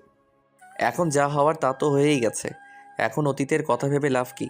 এখন তাড়াতাড়ি গোসল করে নাও, আমরা বাইরে ঘুরতে যাব। আর কিছুক্ষণ পর হয়তো তোমাদের বাসা থেকে লোকজন আসবে। ফোন করেছি, তারা সবাই রেডি হচ্ছে। আর গাড়ি নাকি এখনও তোমাদের বাসার সামনে পৌঁছায়নি, তার কারণে তারা আসতে পারতেছে না। হয়তো 2-3 মিনিটের ভিতরে তারা রওনা দিয়ে দিবে। পারবো না, এমনিতেই ঘুরতে নিয়ে গেল না, না গেলে নাই, এমনিতেই মন খারাপ হয়ে আছে। আর তার উপর আমার জন্য এত বড় একটা ঘটনা ঘটে গেল, আমি তো বুঝতেই পারলাম না। আর আমি এখন কোথাও যেতে পারবো না, আর ঘুরতেও পারবো না। এত জেদ করলে কি চলবে? আমি বলতেছি তো, আমি নিয়ে যাব আর তাড়াতাড়ি চলে আসব। জায়গাটা অনেক সুন্দর। আমার যখন মন খারাপ থাকে আমি সেই জায়গাটাতে গেলে আমার মন এমনিতেই ভালো হয়ে যায়। তুমিও চলো দেখতে যে তোমার মন খারাপ আছে, এখন ওই জায়গাটায় গেলে তোমার মন ভালো হয়ে যাবে। আচ্ছা আমি বের হচ্ছি, আপনি তাহলে রুম থেকে বেরিয়ে যান, আমি রেডি হয়ে আপনাকে ডাকবো এখন। আর আপনি ততক্ষণ পর্যন্ত রুমের বাইরে থাকবেন, রুমের ভেতরে আসবেন না, তাহলে কিন্তু আমি যাব না। মহা মুশকিল। আমি রুমের ভিতরে শুয়ে আছি, তুমি বাথরুমে সব কিছু নিয়ে যাও, সব কিছু সেখানে চেঞ্জ করে তারপর একদম ফ্রেশ হয়ে বেরিয়ে আসবে। তাহলে আমাকে রুমের বাইরে যেতে হবে কিসের জন্য? সবাই বলাবলি করে নতুন বউকে ভিতরে রেখে আমি সবসময় বাইরে যাই। সবসময় এসব শুনতে ভালো লাগে না। আচ্ছা তাহলে আপনি এখানে শুয়ে থাকেন, আমি তাড়াতাড়ি গোসল করে বের হয়ে আসতেছি। কারণ আমার এখন প্রচুর খারাপ লাগতেছে, এখন বাইরে যেতে ইচ্ছে করতেছে না, ঘর বন্দি থাকতে ভালো লাগতেছে না। আপনি তাহলে তাড়াতাড়ি রেডি হয়ে নেন, আমি বেশি সময় নেব না। তারপর আমি কোনো কথা না বলে আমার লাগেজ থেকে আমার প্রয়োজনীয় যে জিনিসগুলো লাগে সেগুলো নিয়ে বাথরুমে প্রবেশ করে নিলাম, কারণ এখন গোসল করে তাড়াতাড়ি বের হতে হবে আমার। গোসল করা হয়ে গিয়েছে, এখন আবার গোসল করতে হবে, কিছু করার নাই, কারণ এখন এমন একটা অবস্থায় আছি, গোসল না করলেও সন্দেহ করবে মানুষ। কি আর করার, গোসল করতেই হবে। কিন্তু এই পরিবারকে আমার কি হয় সম্বন্ধে সেটাই তো এখন ভালো মতো বুঝতে পারলাম না, বা আমি যাকে বিয়ে করেছি তার ভাই কি বোন আছে নাকি নাই সেটাও জানি না এখন পর্যন্ত, কারণ কেউ রুমের ভেতরে আসেনি, আমি একা ছাড়া আর কেউ আসেনি, নাকি লোকটা একটু ব্যাকা তারা আমি সেটাও জানি না। যদি লোকটার ভাই কিংবা বোন থাকতো তাহলে একবার হলেও তো আমার সাথে আড্ডা দেওয়ার জন্য আমার রুমে আসতো, কিন্তু আসলো না, তাই মনে হয় লোকটা একাই। কিন্তু আমার মনে হচ্ছে না যে লোকটা একা হবে, কারণ আমার মনে হচ্ছে তার ভাই বা বোন থাকতে পারে। তাকে দেখে মনে হচ্ছে যদি এক বাপের এক ছেলে হতো তাহলে ভাবসাব অন্যরকম থাকতো। সব চিন্তা ভাবনা করে আমার কোনো কাজ নেই, আমাকে এখন একটা লক্ষ্য স্থির রাখতে হবে, আমাকে ভালোভাবে পড়াশোনা করতে হবে, আর নিজের পায়ে দাঁড়াতে হবে, নিজেকে ভালোভাবে প্রতিষ্ঠিত করতে হবে, না হলে এই সমাজে কেউ আমাকে মূল্য দিবে না। আমি ভালো করে জানি যদি কেউ কারোর মায়ায় পড়ে যায় তাহলে তার লক্ষ্য থেকে সে সরে আসে আর তার লক্ষ্যে পৌঁছাতে পারে না। কারণ আমি আমার এক বান্ধবীকে দেখেছি, সে তার ভালোবাসার জন্য সব কিছু ভুলে গিয়ে তার সাথে এখন সংসার করে খাচ্ছে। তার কি লক্ষ্য ছিল আর এখন তার কি অবস্থা, তাকে দেখলে মায়া হয়। যাই হোক, এসব বকবক করে লাভ নাই, এখন তাড়াতাড়ি গোসলটা শেষ করে নেই, তারপর দেখি কোথায় ঘুরতে নিয়ে যায় আর কেমন জায়গাটা দেখে আসবো। তাড়াতাড়ি করে গোসলটা শেষ করে নিয়ে কাপড়গুলো চেঞ্জ করে নিলাম, কারণ তাড়াতাড়ি বের হতে হবে, কিন্তু ভেজা কাপড়গুলো কোথায় শুকাতে দেব সেটাই ভেবে পাচ্ছি না এখন। আম্মু কোথায় তুমি? আমার খুব ক্ষুধা লেগেছে, আর আমার সাথে কয়েকটা বন্ধু আছে, সবাইকে খাইতে দাও, সবাই অনেক ক্ষুধার্ত। দেখতে তো পারতেছিস আমি কাজ করতেছি, আর তোর ক্ষুধা লাগছে, তোর বন্ধুদের ক্ষুধা লাগছে, নিজে খেয়ে নিতে পারিস না? আমাকে বলতেছে কিসের জন্য? আর তোর বন্ধুরা যে বাপ ধরে আছে তারা মনে হয় মেয়ে মানুষ কোনো দিনও এই বাসায় দেখেনি এর আগে। তুমি আমাদেরকে এভাবে বলতে পারো না, কারণ আমরা অনেক ভদ্র ছেলে, আমাদের কেউ বাজে বলতে পারে না। আর আমার বন্ধুরা অনেক লাজুক, তুমি তাদেরকে এই জন্য মেয়ে বলতে পারো না। একটু আগে যে তোরা গেঞ্জাম করে আসলে সেটা কিন্তু আমার কানে অলরেডি চলে এসেছে। কে লাজুক আর কে কেমন সেটা কিন্তু আমি ভালো করেই জানি। তাই আমার সামনে নেকামি না করে তাড়াতাড়ি খেয়ে নে। এইবার তো কাম সারছে। আম্মু কিভাবে জানতে পারলো? নিশ্চয়ই আমাদের পিছনে লোক পাঠিয়ে দিয়েছিল বা গোয়েন্দা সিস্টেম করে দিয়েছে, না হলে তো এই বিষয়ে জানার কথা না। কারণ এর আগে কয়েকটা বিষয় জেনেছিল, কিন্তু সেগুলো ধামাচাপা দিতে পেরেছি। কিন্তু আজকে যেটা পড়ে গেল সেটা তো হয়তো ধামাচাপা দিয়ে রাখা যাবে না, কারণ আম্মু যেহেতু বিষয়টা অবগত হয়ে গিয়েছে, তার মানে যে কোনো একটা কাহিনী তো হবে। এখন কথায় কথায় আমাদেরকে খোঁটা দিবে, আর ভালো মানুষ হয়ে থাকা হবে না আম্মুর সামনে। যাই হোক, আর সেখানে কোনো কথা বললাম না, চুপচাপ সেখান থেকে বেরিয়ে আসলাম। আম্মুর সামনে থাকলে আরও নানা ধরনের খোঁটাদায়ক কথা শুনতে হতো, তার জন্য সবাই মাথা নিচু করে সেখান থেকে চলে আসলাম। আর টেবিলে এসে দেখি যে খাবার রেডি করা আছে, কে জানি কার জন্য রেখেছে। আমরা সেদিকে না তাকিয়ে যে যার মতো নিয়ে খেয়ে নিলাম। সব কিছু তো বুঝতে পারলাম, কিন্তু একটা বিষয় আমি ভালো মতো বুঝতে পারলাম না, আমার গুণধর ভাই কে আমি এখনো দেখতে পেলাম না। তার কারণ কি? নতুন বউ পেয়ে ভাইকে ভুলে গেছে, তাই না? একবারের জন্য খোঁজ খবর নিল না।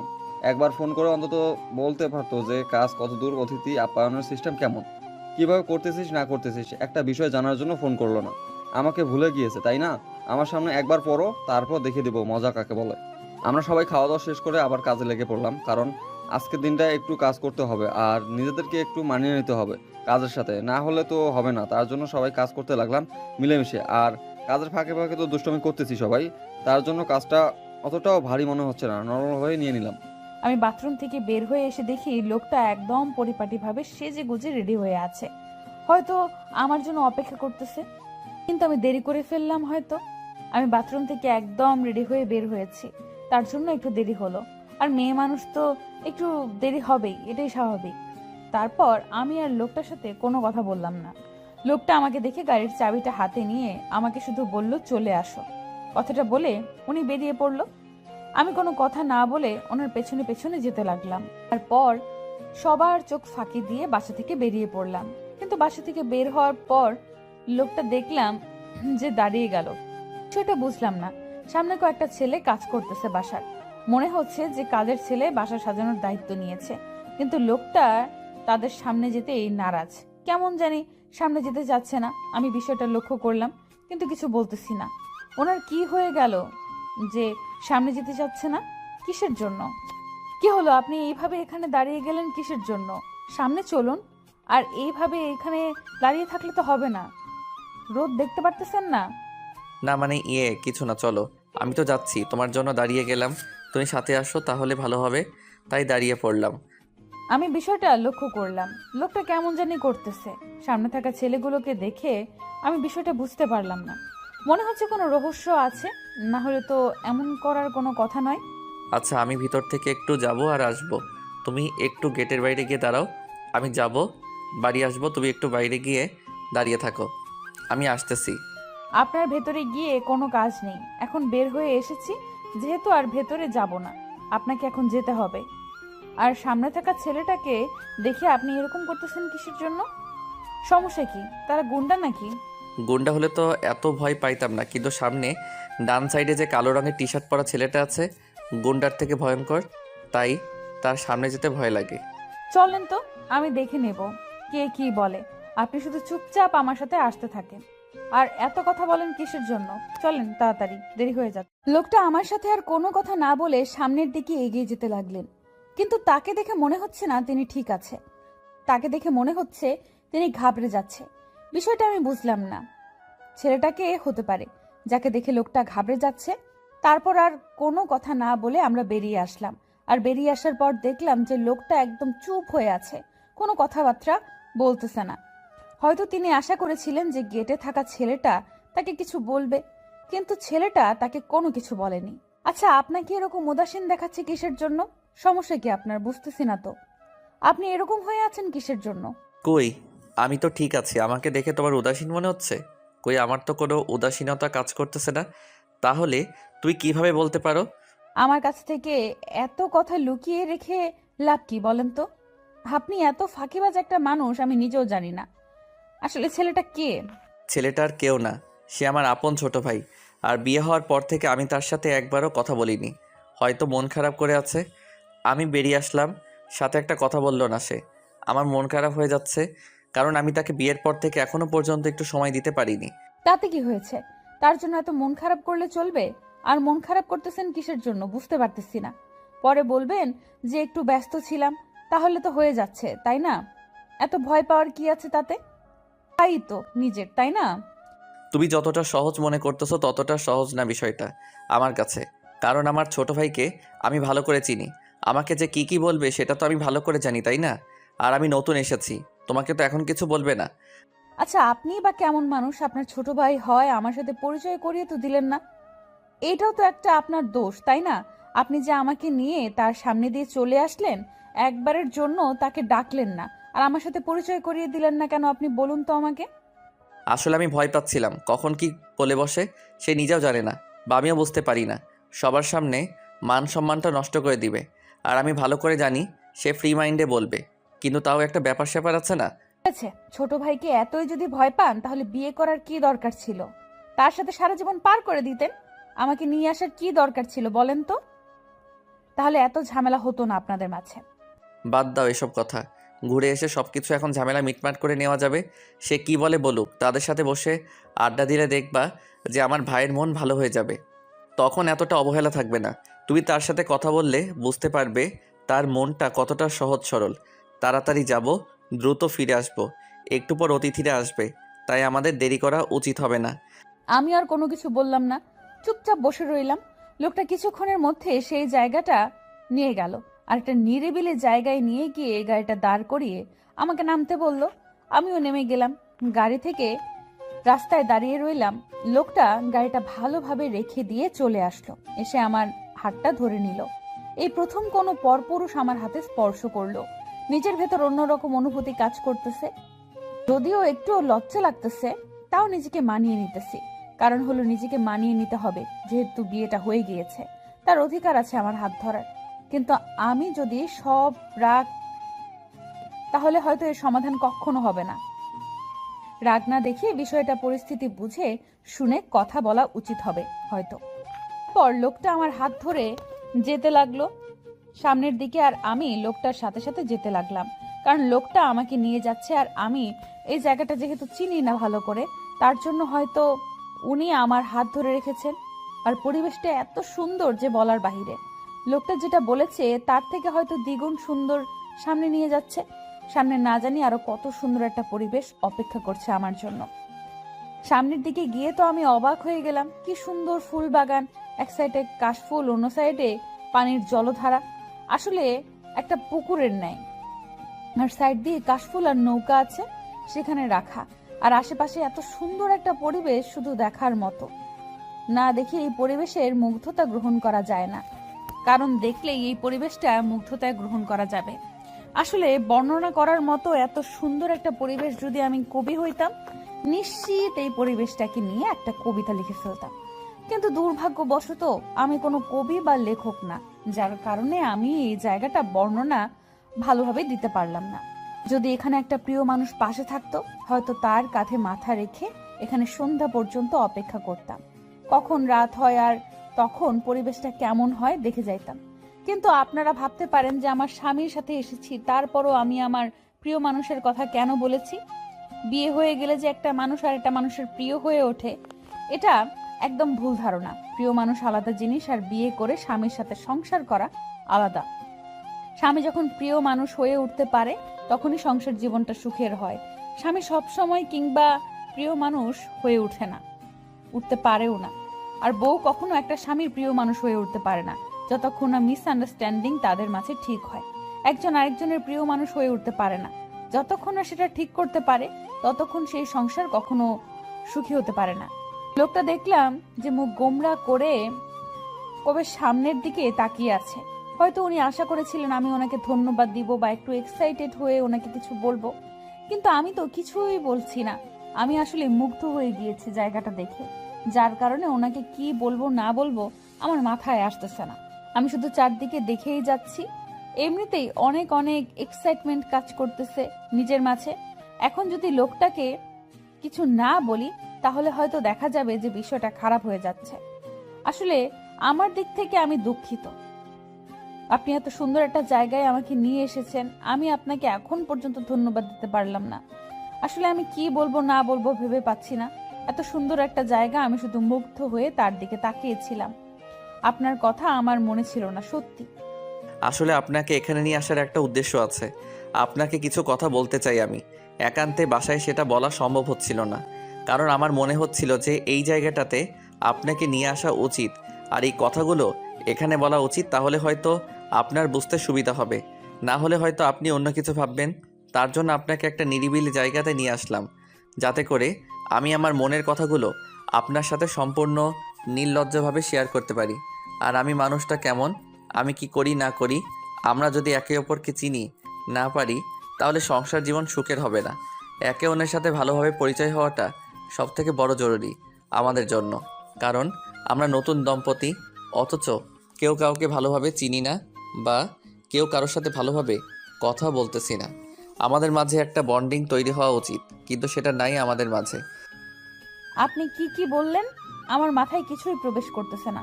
আপনি যদি একটু বুঝিয়ে বলতেন তাহলে হয়তো আমার বুঝতে সুবিধা হতো।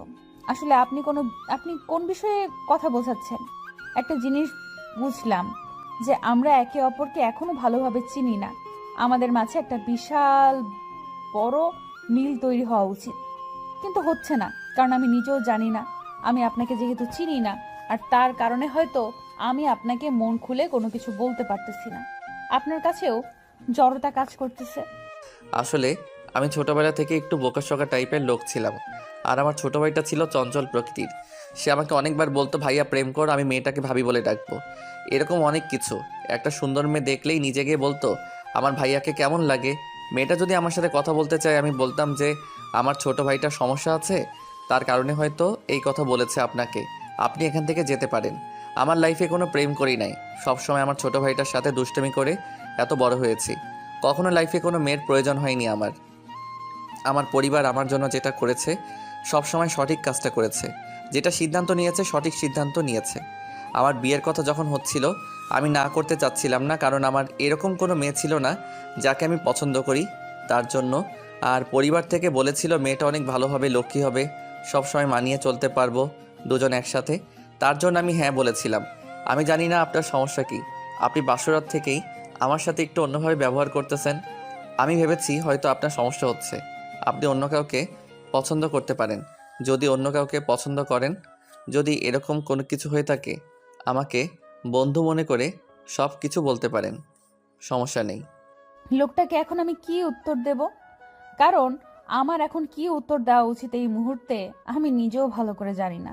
লোকটা যদি আজ এই কথাগুলো না বলতো, তাহলে হয়তো আমি এত কিছু বুঝতে পারতাম না।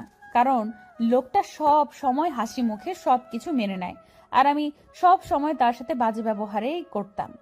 লোকটা যদি একটু ভালোভাবে কথা বলতে আসতো, আমি তাকে তাড়িয়ে দিতাম। সব সময় এরকম ব্যবহার করতাম। এখন আমি নিজের ব্যবহারের জন্য নিজেই লজ্জিত হচ্ছি। লোকটা এত ভালো মনের মানুষ, আর আমি তার সাথে এরকম ব্যবহার করতাম। আসলে আমার উচিত ছিল প্রথম দিন থেকে তার সাথে কথা বলা। উনি কেমন, আসলে ওনার ধরনটা কেমন আমাকে একটু জানা উচিত ছিল, কিন্তু আমি তো সেটা করিনি। উল্টো তার সাথে খারাপ ব্যবহার করেছি। কোনো কারণ ছাড়াই যদি কারোর সাথে জীবন পার করে দেওয়া যায়, সেটাই হচ্ছে ভালোবাসা।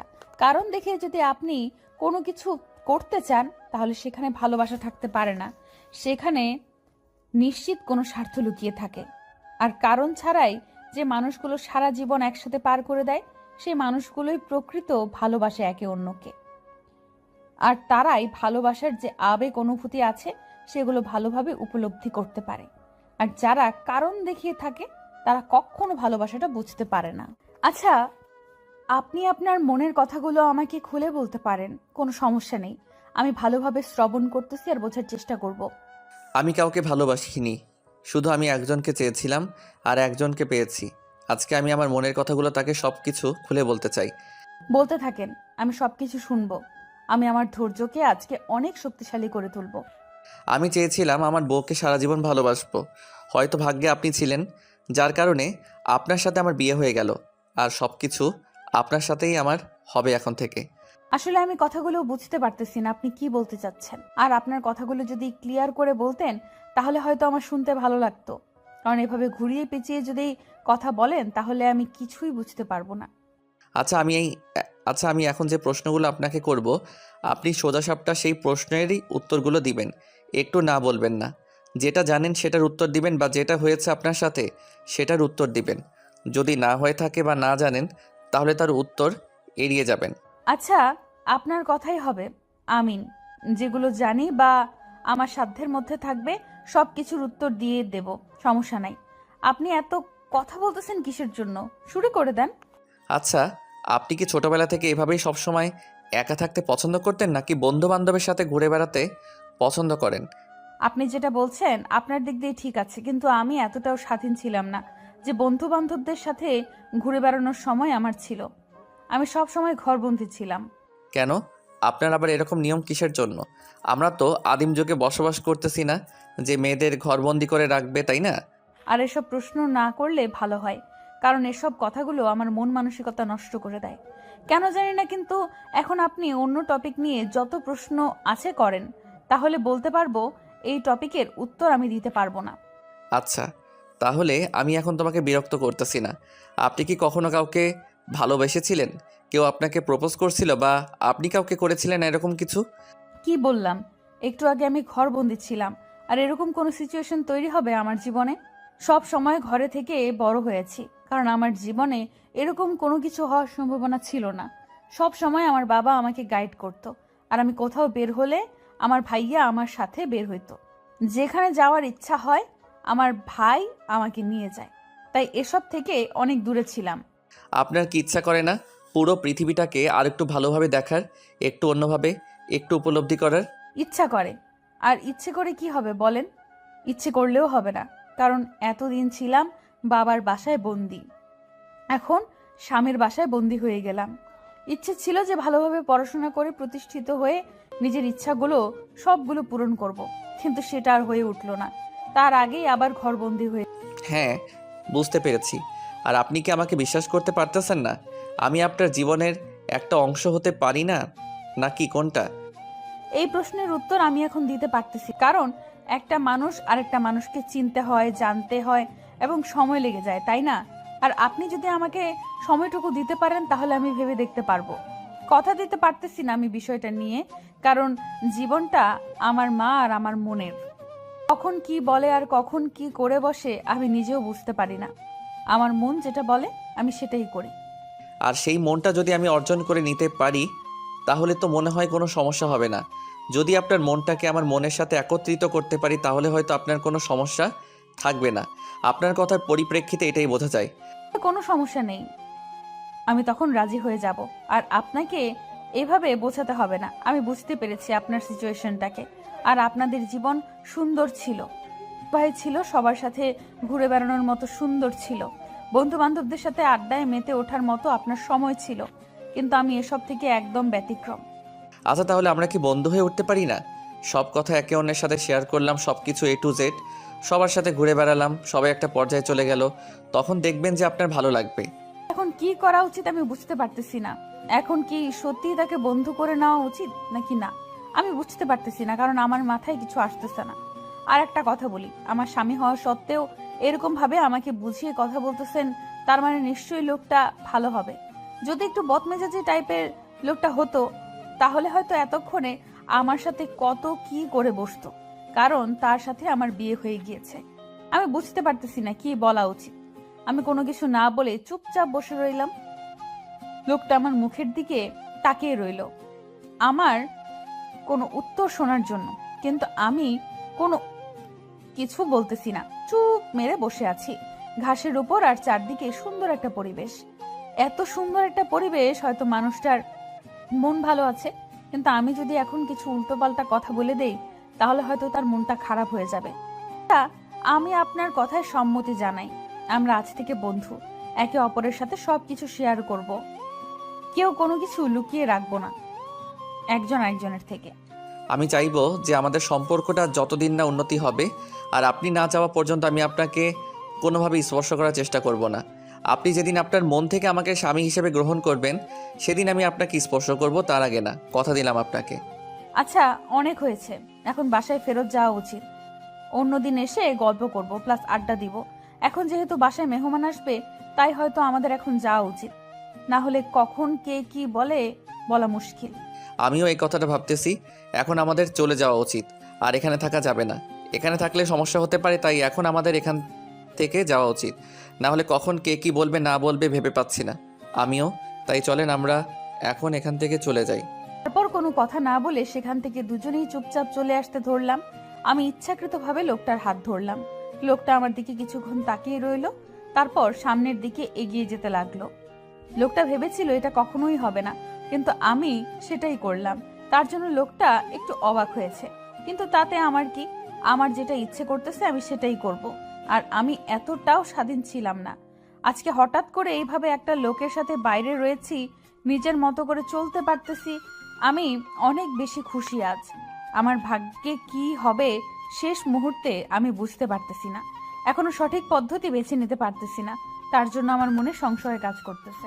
এই যে মিস্টার কাজের লোক, আমাদের একটু সাহায্য করবেন? আমরা এই লাগেজটা নিয়ে যেতে পারছি না। আপনি একটু প্লিজ কষ্ট করে আপনার মাথায় লাগেজটা নিয়ে গিয়ে ভিতরে রেখে আসবেন। আমার বন্ধুরা অনেক ক্লান্ত, তাই সবাই একটু বসে বিশ্রাম করার জন্য ভিতরে চলে গেল আমার রুমে। আর আমি অল্প একটু কাজ আছে সেটা করতেছিলাম। হঠাৎ করে একটা মেয়েলি কণ্ঠ শুনতে পেলাম, কিন্তু আমি আশেপাশে তো তেমন কাউকে দেখতে পাচ্ছি না আমি ছাড়া। তার মানে মেয়েটা কি আমাকে কাজের লোক বলে মেনশন করলো? আমি ভাবতেছি আশেপাশে কেউ লোক আছে তাকে বলতেছে, তাই আমি ভাবলাম চেক করে নিলাম যে কেউ আদৌ আছে কি না। দেখলাম কেউ নেই আমি ছাড়া বাহিরে। নিশ্চিত মেয়েটা আমাকে কাজের লোক বলে সম্বোধন করেছে। বুঝতে পারলাম না, আমাকে দেখে মনে হয় কাজের লোক। কি একটা অবস্থা! আমি কেন কথা না বলে চুপচাপ আমার মতো কাজ করতে লাগলাম, কারণ এই ফহিনী মার্কা মেয়েকে পাত্তা দেওয়ার আমার সময় নেই। আমি মেয়েটার দিকে তাকালামও না, আমি আমার মতো কাজ করে যাচ্ছি। আচ্ছা, আপনি কি কানে কম শোনেন? কানে ডক্টর দেখাতে পারেন না? কাজের লোকরা কি কেমনে আমার জিজু এদের মতো ছেলেদের যেখানে কানে শোনে না? তার মানে এই মেয়েটা আমার বড় ভাইয়ের শালী? তার মানে আমার শালী, আমার বিয়ান সাহেব গ্রাম অঞ্চলের ভাইয়ের শালিকা নিজেদের শালী বলে চালায়, তার জন্য আমিও তাই বললাম। আর একটু সম্মান দেখানোর জন্য বিয়ান সাহেব বলা যায়, কিন্তু তাকে তো আমি পাত্তা দিচ্ছি না, কারণ কাজের লোক কাউকে পাত্তা দেয় না। আচ্ছা, আপনি কি কানে কম শুনতেছেন নাকি আমাকে একটু সাহায্য করবেন? আমি ভিতরে যাব, আর এই লাগেজটা অনেক ভারী, আমি নিতে পারছি না। আপনি প্লিজ একটু আমাকে সাহায্য করুন, প্লিজ। আপনি কি কথাগুলো আমাকে বলতেছেন নাকি আপনার কোন বাবা খালু আছে তাকে বলছেন? বুঝতে পারতেছি না তো, আমি তো কাউকে দেখতেছি না এখানে। মুখ সামলে কথা বলবেন, ছোট লোক কোথাকার। আপনাকে এইরকম ভাষা কাজের লোক হিসেবে নিয়োগ কে দিয়েছে শুনি? আর আপনি কথা শুনতে পারতেছেন না? লাগেজটা অনেক ভারী, নিয়ে যেতে বলতেছি আপনাকে, আর আপনি আমাকে কি সব আজে বাজে কথা বলছেন? আমি কাজের লোক, আমাকে কাজের লোক বলেন, কোনো সমস্যা নেই, কিন্তু আমি কোনো লাগেজ পরিবহন করতে পারি না। আর আমি যে কাজটুকু করতেছি এই কাজটা করলে আমার কাজ শেষ, তাই আমি আর অতিরিক্ত কোনো কাজ করতে পারবো না। আপনি আপনার স্বামী বা আপনার ছেলে আছে তাদেরকে ডেকে নিয়ে আসেন, সে এখন আপনার সাহায্য করবে। ছোট লোক কোথাকার! আমাকে দেখে কি বিবাহিত মনে হয়? আর আমাকে দেখে মনে হয় যে আমার স্বামী আছে, ছেলে আছে? আপনাকে যেটা বলতেছি সেটা করতেছেন না, কিসের জন্য? বকশিস দেব, এখন সমস্যা নেই। কয় টাকা বকশিস দিবেন আমাকে সেটা আগে ডিল করেন, বা সেই টাকাটা আগে আমাকে দিয়ে দেন। না হলে আপনি দিবেন না, আমি সেটা ভালো করে জানি। কয় টাকা দিতে পারবেন যদি আগে দিয়ে দেন, তাহলে আমি ভিতরে নিয়ে দেবো। আমি ভালো করে জানি টাকার কথা শুনলে তোদের মতো কাজের লোকের অভাব হয় না। কত টাকা নিতে চাইছিস সেটা বল। কত টাকা লাগবে? তোকে আমি তত টাকাই দেবো, সমস্যা নাই। কাজ যেহেতু আপনি করিয়ে নেবেন, তাই দামটা আপনিই দিবেন, আর টাকার অঙ্কটা আপনি বললে ভালো হয়। তাহলে আমি ভেবে দেখবো কাজটা করা যায় কিনা। আচ্ছা, 500 টাকা দেবো। লাগেজটা ভিতরে দিয়ে আয়, তারপর তোর বকশিস তুই পেয়ে যাবি। আর টাকা পেয়ে যাবি। তুই আমার কাজ না করিস, তাই তুই আগে কাজ করে দিবি, তারপর টাকা নিবি। আর এটাই তো সব সময় হয়ে আসে, তাই না? কাজ করে তারপর টাকা নেয়। তুই এখন লাগেজটা ভিতরে দিয়ে আসবি, তারপর টাকা নিয়ে যাবি। তারপর সেখানে এক মুহূর্ত দেরি না করে আমরা দুজন বাসায় চলে আসলাম। বাসায় এসে দেখি মেহমান আসা শুরু করে দিয়েছে, আর আমাদের বাসার লোক নাকি অলরেডি অর্ধ রাস্তায় এসে গেছে, আর কেউ কেউ নাকি পৌঁছেও গিয়েছে। আমি তো শুনে অবাক হয়ে গেলাম। আপনি আমাকে এত লেট করে বাসায় নিয়ে আসলেন কেন? এখন তো বাসায় মেহমান ভরপুর, তারা আমাদের নিয়ে কি বলবে? লোকে কি বলবে সেটা দেখার সময় আমার কাছে নেই। তুমি এখন ভিতরে যাও, আমি দেখতেছি বাহিরে কি অবস্থা। আমাকে যদি কেউ কিছু বলেছে তাহলে আপনার অবস্থা কিন্তু খারাপ আছে বলে দিলাম। কেউ কিছু বলবে না তোমাকে। তুমি ভেতরে যাও, রুমে গিয়ে ফ্রেশ হয়ে রেডি হয়ে নাও, কারণ মেহমানরা আসবে, তোমাকে একটু সাজুগুজু করতে হবে। এখন যদি আমার শাশুড়ি মানে আপনার মা আমাকে যদি কিছু বলে, আমি বাইরে গেছি তার অনুমতি না নিয়ে, তখন কি হবে? তোমাকে এত টেনশন করতে হবে না, তোমাকে যেটা বলতেছি তুমি সেটা করো, তাহলে তোমার জন্য ভালো হয়। আপনার জন্য যদি আমি কোনো কথা শুনেছি তাহলে আপনাকে আমি দেখে নেব, কথাটা মাথায় রাখবেন। এত ঝগড়া তুমি কিভাবে করতে পারো আমার জানা নেই। তুমি এখন ভিতরে যাও, আমি দেখতেছি বাহিরটা। আমি একা যেতে পারবো না, আপনি আমাকে নিয়ে গিয়ে রুমে রেখে আসেন, তাহলেই তো হয়। এত আমাকে বকা দেওয়ার কি আছে? তুমি একা যেতে পারো না নাকি আবার তোমাকে কোলে করে নিয়ে যেতে হবে, কোনটা? আজব ব্যাপার তো, আপনি আমার সাথে এরকম ব্যবহার করতেছেন কিসের জন্য আমি বুঝতে পারতেছি না। তোমাকে বুঝতে হবে না, তোমাকে যেটা বলতেছি সেটা করো। রুমে গিয়ে ফ্রেশ হয়ে এসো তাড়াতাড়ি, মেহমানরা চলে এসেছে অলরেডি। সেটা তো আমিও দেখতে পারতেছি। আর আপনি আমার সাথে যাচ্ছেন না কিসের জন্য? আপনাকে আমার সাথে যেতে হবে, এটা হলো কথা। আচ্ছা নিয়ে যাচ্ছি, তোমাকে আর বেশি কথা বলতে পারবো না। আর সব সময় নিজের কথাগুলো সংযমে রাখার চেষ্টা করবে, এত বক বক না করে আমার উপর চলে যেতে পারতাম। এখানে কি আমার একার দোষ? আপনি যদি আমার সাথে এত তর্ক না করতেন তাহলেই তো হয়ে যেত। আর আপনি যদি সহজে মেনে নিতেন তাহলে তো আর কথা বলতে হতো না আপনার সাথে। আচ্ছা হয়েছে, এখন তো চলো, নাকি আরও ঝগড়া করবে? কোনটা বুঝতেছি না, এত ঝগড়াটে মেয়ে তুমি। দেখেন, যেটাই বলেন না কেন মেনে নিয়েছি, কিন্তু ঝগড়াটে মেয়ে বলবেন না। আপনি কম ঝগড়ু না, আপনি অনেক ঝগড়া করতে পারেন মেয়ে মানুষদের মতো। এবার কিন্তু ভালো হচ্ছে না বলে দিলাম, এত বড় অপবাদ আমাকে তুমি দিতে পারো না। আমি মোটেও ঝগড়া করতে পছন্দ করি না। সেটা তো আমি দুই চোখ দিয়ে দেখতে পারতেছি, আপনাকে আর বলতে হবে না, বুঝছেন? আমি দেখতেই পারতেছি। অনেক ঝগড়া করেছি, এবার তো অন্তত ভিতরে যাই, না হলে আরও অনেক বকা শুনতে হবে। সেটার জন্য প্রস্তুত থাকো। আমি একদম প্রস্তুত আছি। আমি আপনার উপর সব চাপিয়ে দিব, কারণ আপনি আমাকে নিয়ে যাওয়ার জন্য অফার করেছিলেন, তাই আমি গিয়েছি, না হলে যেতাম না। তুমি এরকমটা কোনো কিছু করবে না, তাহলে কিন্তু ভালো হবে না বলে দিচ্ছি। আপনি আমার কচু করবেন, আমাকে কিচ্ছু করতে পারবেন না। আমি আমার শাশুড়ি মাকে সব কিছুর বিচার দিয়ে দেব, তখন আপনার 12টা বাজিয়ে ছাড়বে। তুমি আসতে না আসতেই আমার আম্মুকে হাত করে নিয়েছো, এটা কিন্তু ঠিক হচ্ছে না। তুমি আমাকে এভাবে অপবাদ দিতে পারো না, সব কিছু দোষারোপ আমাকে করতে পারো না। হয়েছে, এখন দেখেন সবাই আমাদের দিকে কিভাবে তাকিয়ে আছে, আর আমরা ফ্রিতে সিনেমার মতো স্বাদ তাদেরকে দিচ্ছি। অনেক হয়েছে, এবার তো রুমে যাই নাকি? এখানে আরো মানুষকে বিনোদন দিবে, কোনটা? তারপর দুজনেই রুমের ভেতর চলে আসলাম, আর কেউ কারোর সাথে কোনো কথা বললাম না। এখন যদি কেউ কারোর সাথে কথা বলে ঝগড়া লেগে যাবে, এটাই স্বাভাবিক। তাই কেউ কারোর সাথে কোনো কথা না বলে রুমের ভেতরে আসলাম। আমি রুমে এসে রুমের ভেতর থেকে দরজাটা লাগিয়ে দিলাম। সেটা দেখে আশিক অবাক হয়ে আমার দিকে তাকিয়ে রইল। তাতে আমার কিচ্ছু যায় আসে না। তারপর আমি সব কিছু খুলে রেখে বাথরুমে চলে আসলাম, কারণ এখন আমাকে গোসল করতে হবে। যদি গোসল না করে তাহলে ঠিকমতো আমি সাজুগুজু করতে পারবো না, আর আমাকে কেমন বিশ্রী দেখা যাবে। তার জন্য গোসলটা করা জরুরি। গোসল শেষ করে বের হয়ে এসে দেখি আশিক বিছানায় শুয়ে আছে। আমার মেজাজটা একদম খারাপ হয়ে গেল। এখন এইভাবে শুয়ে থাকার কি আছে? তাকে তো গোসল করতে হবে, তারপর তাকেও একটু একটু হালকা পাতলা রেডি হতে হবে, আমাদের বাসা থেকে অতিথি আসবে। তুমি এইভাবে কেন শুয়ে আছো? কিসের জন্য? তোমাকে কি রেডি হতে হবে না নাকি? তুমি তো আমাকে একা রেখে রুমের ভিতরে চলে গেলে, আমি কি করব? আমাকে যদি নিয়ে যাইতে তাহলে তো দুজনে একসাথে গোসল করে আসতে পারতাম, তাই না? হয়েছে, এখন আর ন্যাকামি করতে হবে না। আর আপনি ভুলেও এরকম স্বপ্ন দেখবেন না দিনের বেলা, তাহলে কিন্তু ভেজাল আছে বলে দিলাম। আমি এখন গোসল করতে পারবো না, আমাকে এখন কিছুক্ষণ রেস্ট নিতে হবে, তার জন্য আমি এখানে শুয়ে আছি। তুমি না নতুন বউ, তুমি বাইরে যাও, সবাই তোমার সাথে একটু গল্প গুজব করুক, আমি একটু পরে যাচ্ছি। দেখেন, এটা কিন্তু মোটেও ঠিক হচ্ছে না, ভালো হবে না বলে দিলাম। তাড়াতাড়ি আপনি চলে আসেন আমার সাথে, না হলে কিন্তু ভালো হবে না। আমি বলেছি তো একটু পরে যাব, তুমি এরকম করতেছো কিসের জন্য বুঝতেছি না। একটু পরে যাই তাহলেই তো হয়, তাই না? না, আপনাকে এখনই যেতে হবে, আর এটাই হলো বড় কথা। আপনি এখন যাবেন, এক্ষুনি উঠবেন, এক্ষুনি গোসল করে আসবেন, এক্ষুনি যান। আমি বুঝতে পারতেছি না এত জোর জবরদস্তি করতেছো কিসের জন্য। একটু পরে যাই, ক্লান্ত লাগতেছে আমাকে। তারপর আমি এক মগ পানি এনে আশিকের মুখের উপর ঢেলে দিলাম। আমি ভালো করে জানি যতক্ষণ পর্যন্ত আমি বেকা তেরামি করব না করব, ততক্ষণ সে সোজাভাবে আমার কথা শুনবে না। আমি ভালো করে জানি হাতের আঙ্গুল যদি বাঁকা না করা হয় তাহলে পেটের হজম হয় না, সেটাই ভালো করে জানি।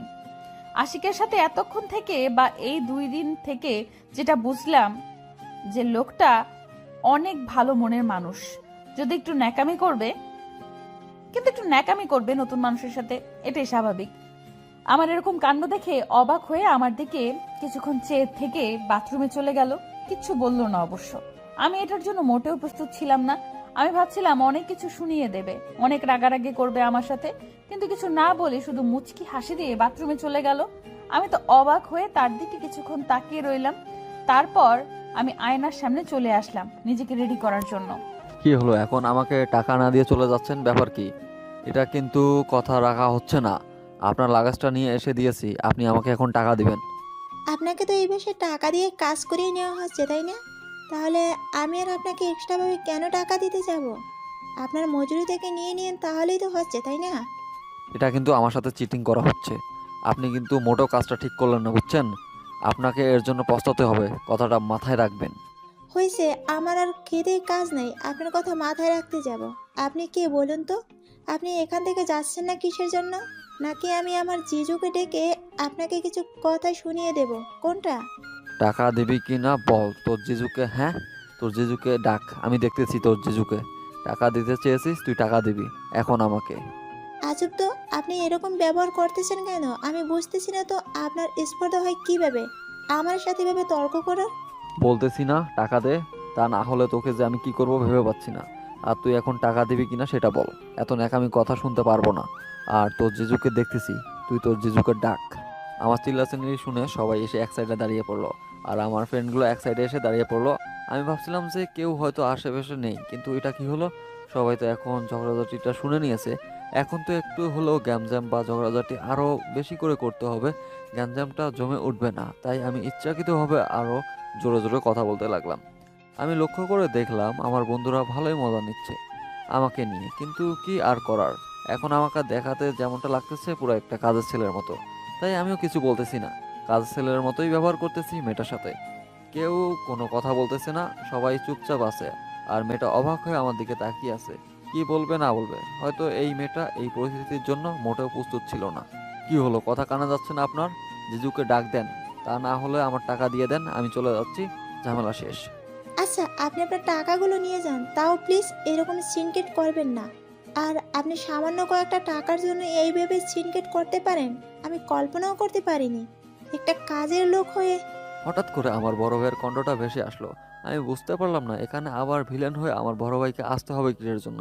এখানে আমি তো ভালোই মজা নিচ্ছি, এখন যদি এসে পরিচয়টা করিয়ে দেয় তাহলে তো ঝামেলা। আমি তাহলে আমার মজাটা করতে পারবো না। তাই আমি সেখান থেকে কেটে পড়ার জন্য তাড়াতাড়ি মেয়েটার হাত থেকে টাকাটা নিয়ে নিলাম, কিন্তু কেটে পড়তে পারলাম না। আমার ভাইয়ের উপর থেকে ডাক দিয়ে আমাকে দাঁড়িয়ে করে দিল। যাই হোক, ভালোই হয়েছে, এবার ভাইয়ের উপর প্রতিশোধটা ভালো করেই নিতে পারবো। এখন আমি তাকে চিনি না, আর এভাবেই আমি কাউকে চিনি না। আমি এখন একটা কাজের লোক, সেই অভিনয়টা করতে হবে আমাকে, তাহলে ভালোভাবে মজাটা নেওয়া যাবে। জিজু দেখেন না, ছেলেটা আমার সাথে কিরকম অসভ্যতামি করতেছে, আর কি সব কথা বলতেছে আমাকে। আর আপনার নাম ধরে কি আজে বাজে কথা বলতেছে। আপনি একটু দেখেন না বিষয়টা। মুখ সামলে কথা বলবেন কিন্তু, ভালো হবে না বলে দিচ্ছি। আর আপনি আমার নামে মিথ্যা অপবাদ দিতে পারেন না, এই বাড়ির কেউ আমাকে মিথ্যা অপবাদ দিতে পারে না।